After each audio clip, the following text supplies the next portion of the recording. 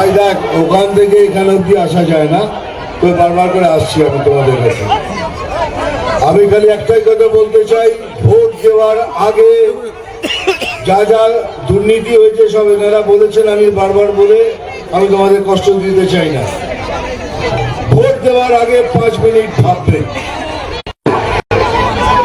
কে BJP party, আগে বলুন এই পার্টিটা কি দুর্নীতিগ্রস্ত পার্টি?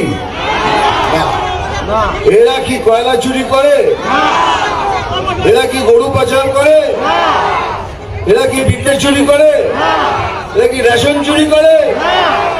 সেই পার্টি এই লোকটাকে চুজ করেছে।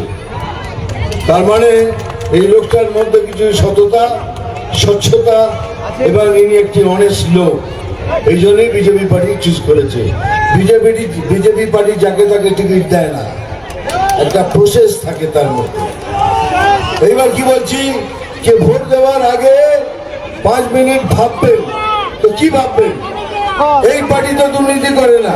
এবার আমার অপোজিশন পার্টি, আমি অপোজিশন পার্টির নামও নিই না আর ক্যান্ডিডেটের নাম নিই না।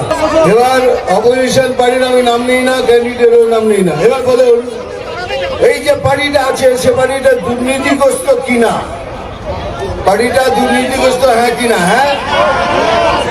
এরা গরুর ব্যবসা করে, এরা কয়লা চুরি করে, এরা বালি চুরি করে, এরা বিদ্যা চুরি করে, এরা রেশন পর্যন্ত চুরি করে।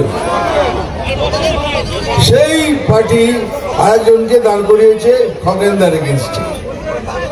সেটা ভাবতে হবে তাহলে কাকে ভোট করবেন, একটা দুর্নীতিগ্রস্ত পার্টির ক্যান্ডিডেটকে না বিজেপির মতো স্বচ্ছ পার্টির ক্যান্ডিডেট খগেন মুর্মুকে।